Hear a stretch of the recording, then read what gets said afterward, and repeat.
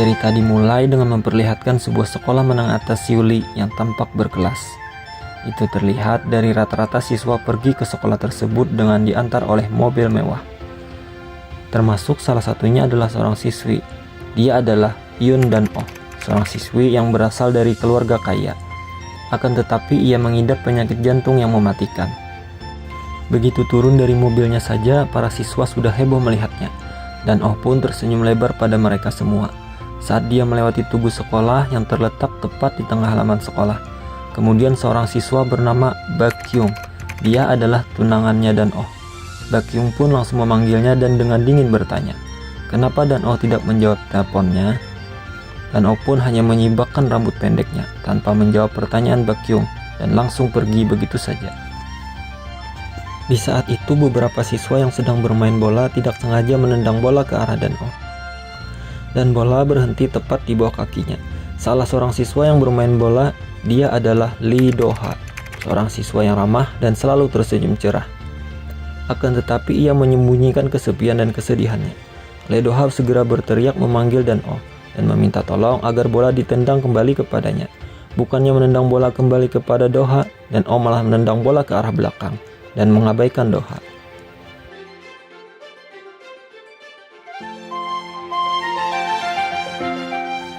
Dan Oh pun terus berjalan dengan langkah ringan dan ceria melewati halaman sekolah yang luas. Saat itu seorang siswa tampan lainnya, dia adalah Oh Namju. Namju yang datang dengan mengenakan motor berhenti tepat di hadapannya. Oh Namju melepas helmnya dan melemparkannya pada Dan Oh. Dia menyapa Dan Oh karena telah lama tidak berjumpa. Akan tetapi Dan Oh malah melempar kembali helmnya pada Namju. Saat itu juga seorang siswi, dia adalah Yu Joda, seorang siswa yang berasal dari keluarga miskin tetapi selalu optimis dan memiliki hati yang baik. Ia berlari terburu-buru dan tidak sengaja menabrak Namju. Dia meminta maaf sekilas dan lanjut pergi. Ketika lagi asik berbincang di koridor kelas, terdengar teriakan para siswi di koridor karena kedatangan A3, yaitu singkatan dari Amazing Tree, yang beranggotakan Oh Namju, Lee Do-ha, dan Bakyung. Semua langsung heboh pengen berkumpul melihat Amazing Tree.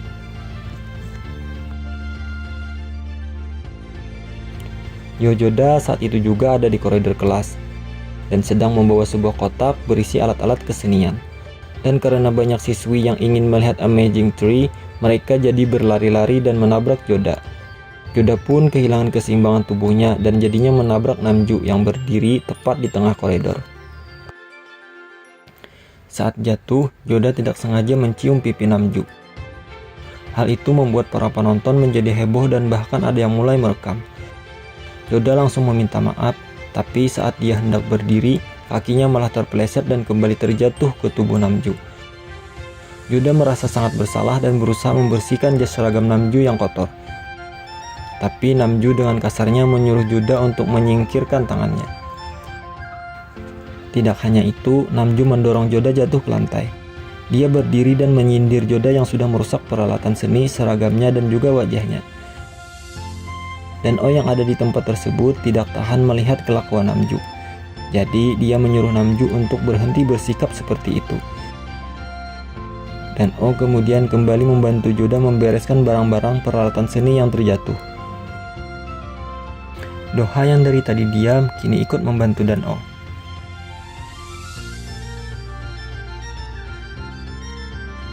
Namju berkata kepada Dan Oh, "Kamu wanita pertama yang melakukan itu kepadaku." Dan Oh tidak peduli dan berjalan melewati Namju begitu saja. Dan tiba-tiba saja Dan Oh mendengar suara.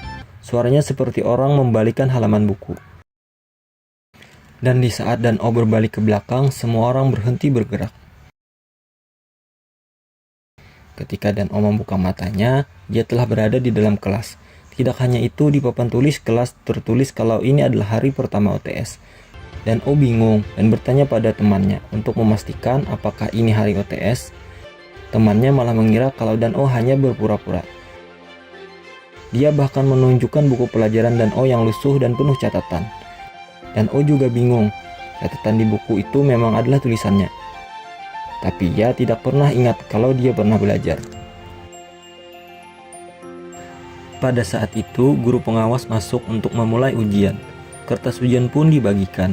Ujian hari ini adalah bahasa Korea. Dan O masih bingung dan mengira kalau semua hanyalah mimpi. Jadi dia mencubit pipinya sendiri untuk memastikan. Akan tetapi, ia merasakan sakit di pipinya. Kemudian terdengar lagi suara seperti membalikan halaman buku. Dan saat Dan O membuka matanya, guru pengawas sudah berganti dan bahkan menyuruh untuk mengumpulkan kertas jawaban. Dan O panik karena ujian baru saja dimulai dan dia belum mengerjakan apapun.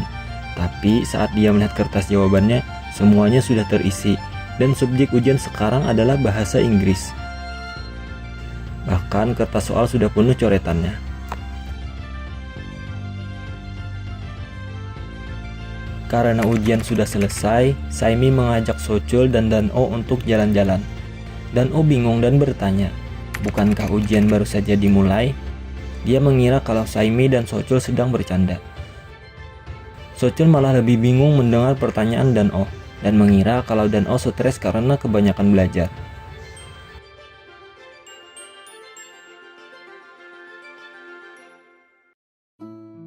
Begitu pulang sekolah, Dan-o segera pergi ke rumah sakit menemui Dr. Lee.